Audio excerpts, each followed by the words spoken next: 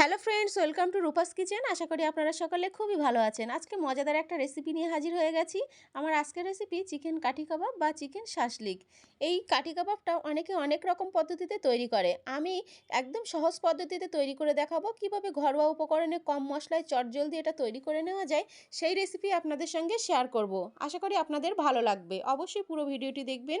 এই কাঠি কাবাব কিন্তু ছোট থেকে বড় সবাই কিন্তু খুবই পছন্দ করবে। এটা যতটা মজার দেখতে ততটাই সুস্বাদু খেতে হয়। তাহলে চলুন দেরি না করে দেখে নিই আমাদের আজকের রেসিপি। এই চিকেন কাঠি কাবাবটা তৈরি করার জন্য প্রথমে আমি এখানে বোনলেস চিকেন নিয়ে নিয়েছি 500 গ্রাম। চিকেনগুলোকে একটু মিডিয়াম সাইজ করে কেটে নিয়েছি। চিকেনগুলোকে খুব ভালোভাবে পরিষ্কার করে ধুয়ে নিয়েছি। এখন ম্যারিনেশনের জন্য এখানে দিয়ে দেবো হাফ চামচ লবণ, সঙ্গে দিয়ে দেবো হাফ চামচ গোলমরিচের গুঁড়ো। তারপর আমি এখানে দিয়ে দিচ্ছি লেবুর রস। আমি অর্ধেক লেবুর রস এখানে ব্যবহার করেছি। আপনারা চাইলে কিন্তু এখানে ভিনিগারের ব্যবহার করতে পারেন। তারপর সব কিছু একসঙ্গে খুব ভালোভাবে মিশিয়ে নিতে হবে। চিকেনটাকে কিন্তু খুব ভালোভাবে মশলার সঙ্গে মিশিয়ে নিতে হবে। আমার এখন খুব ভালোভাবে মিশিয়ে নেওয়ার পর এটা একটা ঢাকনা চাপা দিয়ে 30 মিনিট রেস্টে রেখে দেবো। দেখুন 30 মিনিট পর আমার প্রথম ম্যারিনেশন কিন্তু কমপ্লিট হয়ে গেছে। এখন এখানে দিয়ে দিচ্ছি বড় টুকরো করে কেটে রাখা পেঁয়াজ, দেবো বড় টুকরো করে কেটে রাখা টমেটো, আর দিয়ে দেবো ক্যাপসিকাম। আমি এখানে গ্রিন ক্যাপসিকামটা নিয়েছি, আপনারা চাইলে ইয়েলো কিংবা রেড ক্যাপসিকামের ব্যবহারও করতে পারেন। 1 চামচ দিয়ে দিচ্ছি আদা রসুন বাটা, 1 চামচ দিয়ে দেবো ধনে গুঁড়ো, সঙ্গে দিয়ে দেবো 1 চামচ লঙ্কা গুঁড়ো। অবশ্যই লঙ্কাটা নিজেদের স্বাদ মতন ব্যবহার করবেন। আর 2 চামচ দিয়ে দিচ্ছি টমেটো সস, সঙ্গে দিয়ে দেবো টক দই। আমি এখানে 100 গ্রাম টক দইয়ের ব্যবহার করেছি। তারপর আমি এখানে দিয়ে দিচ্ছি 2 চামচ সয়া সস। এখানে একটা টিপস আপনাদের অবশ্যই মনে রাখতে হবে, সয়া সস কিংবা টমেটো সসের মধ্যেও কিন্তু লবণ থাকে। সেই জন্য ফার্স্ট ম্যারিনেশনের সময় আপনারা যখন লবণ দেবেন তখন কিন্তু লবণটা খুবই বুঝে দিতে হবে। তারপর খুব ভালোভাবে কিন্তু একসঙ্গে মিশিয়ে নিচ্ছি সব কিছু। আমার মনে হয় হাত দিয়ে মাখিয়ে নিলে কিন্তু এটা ভালো হয়। সেই জন্য কিন্তু আমি এখানে হাত ব্যবহার করেই কিন্তু সব কিছু খুব ভালোভাবে মিশিয়ে নিচ্ছি। দেখুন আমার এখানে মাখিয়ে নেওয়া হয়ে গেছে। এই কাঠি কাবাবের স্বাদ কিন্তু দুর্দান্ত হয়। আপনারা তৈরি করে না খেলে কিন্তু বুঝতেই পারবেন না। এখন এটা আমরা রেস্টে রেখে দেবো। তার জন্য একটা ঢাকনা চাপা দিয়ে দিচ্ছি। তারপর এটা আমরা 20 মিনিটের জন্য রেস্টে রেখে দেবো আবারও। তারপর আমি এখানে একটা পাত্র নিয়ে নিয়েছি, তাতে দিয়ে দিচ্ছি পর্যাপ্ত পরিমাণে জল। জলটা দেওয়ার পর আমি এখানে কাঠিগুলো দিয়ে দেবো। এই কাঠিগুলো জলের মধ্যে 15 থেকে 20 মিনিট ভিজিয়ে রাখার চেষ্টা করবেন। এতে করে যখন কাবাবগুলো ফ্রাই করব তখন কিন্তু কাঠিগুলো পুড়ে যাওয়ার সম্ভাবনা থাকে না।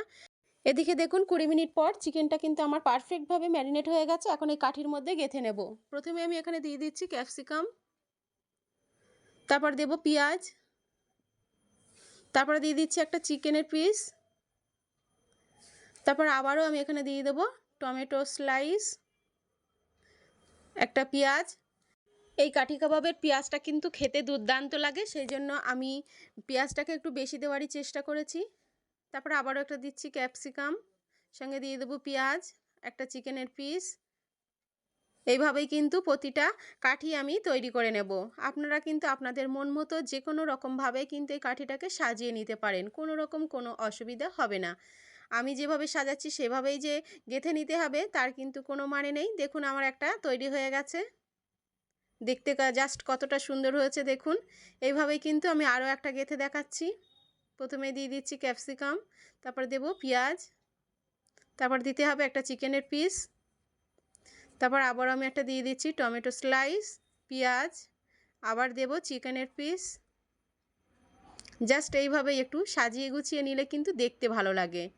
একটু কালারফুল যেভাবে করতে পারেন সেইভাবে কিন্তু করে নেবেন। দেখবেন এটা তৈরি হওয়ার পর কিন্তু দারুণ লাগে দেখতে। এটা খেতেও কিন্তু অসাধারণ লাগে। এর স্বাদটা পাওয়ার জন্য কিন্তু অবশ্যই আপনাদের বাড়িতে একবার ট্রাই করতে হবে। দেখবেন এটা ছোট থেকে বড় সবাই খুবই পছন্দ করবে।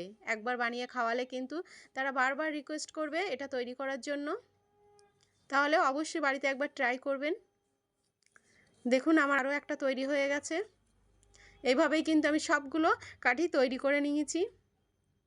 জাস্ট দেখুন দেখতে এটা কতটা সুন্দর হয়েছে। এখন ফ্রাই করে নেওয়ার জন্য গ্যাসে একটা প্যান বসিয়ে নিয়েছি, তাতে দিয়ে দিয়েছি কিছুটা পরিমাণ রিফাইন তেল। তেলটা দেওয়ার পর চারিদিকে এইভাবে একটু ব্রাশ করে নিচ্ছি। ব্রাশ করে নেওয়ার পর আমি এখানে দিয়ে দেব কাঠি কাবাবগুলো। আমি এখানে 4 থেকে 5টা কাবাব একসঙ্গে কিন্তু ভেজে নেব। কাবাবটা যাতে খুব তাড়াতাড়ি সিদ্ধ হয়ে যায় সেজন্য আমি এখানে একটা ঢাকনা চাপা দিয়ে কিন্তু কাজটা ফাস্ট করে নেব। অতি অবশ্যই গ্যাসের ফ্লেমটা কিন্তু মিডিয়াম টু লোতে রেখে দিতে হবে। দেখুন এক সাইড ভেজে নেওয়ার পর আমি এর অপর সাইডটাও এইভাবে উল্টে ভেজে নিচ্ছি। এটা কিন্তু খুব বেশি সময়ও লাগে না। জাস্ট ২ সাইড একটু ১ম এ একটু ঢাকনা চাপা দিয়ে কিন্তু আপনারা ভেজে নিলে কাজটা কিন্তু খুবই তাড়াতাড়ি হবে। আপনারা চাইলে কিন্তু এই ঢাকনাটা চাপা নাও দিতে পারেন। তাতে করেও কিন্তু এটা খুব ভালোভাবেই রেডি হয়ে যাবে। দেখুন আমি যে তেলটা আছে সেই তেলটা কিন্তু উপরে কিন্তু এভাবে ব্রাশ করে দিচ্ছি। আলাদা করে এখানে তেল দেওয়ার কোনো প্রয়োজন নেই। আপনারা চাইলে কিন্তু এখানে বাটারও ব্রাশ করে নিতে পারেন। আমি যেহেতু ঘরোয়া উপকরণে তৈরি করে দেখাচ্ছি, সেজন্য আমি এখানে রিফাইন তেলেরই ব্যবহার করেছি। আপনাদের হাতের কাছে যদি বাটার থাকে তাহলে কিন্তু আপনারা এখানে বাটারও ব্রাশ করে নিতে পারেন। তাতে করে দেখবেন ফ্লেভারটা কিন্তু আরও দারুণ হবে। তারপরে এইভাবে ২ সাইড কিন্তু একটু উল্টে পাল্টে কয়েকবার আমাদের ভেজে নিতে হবে। দেখুন কালারটা জাস্ট কতটা সুন্দর আসতে ধরেছে। একটু পোড়া, পোড়া কালারও এসে গেছে। কাবাবে যদি এরকম একটু পোড়া কালার না আসে তাহলে কিন্তু ভালোই লাগে না। দেখুন ২ সাইড খুব ভালোভাবে ভেজে নেওয়ার পর আমি এখন কাবাবগুলোকে তুলে নিচ্ছি।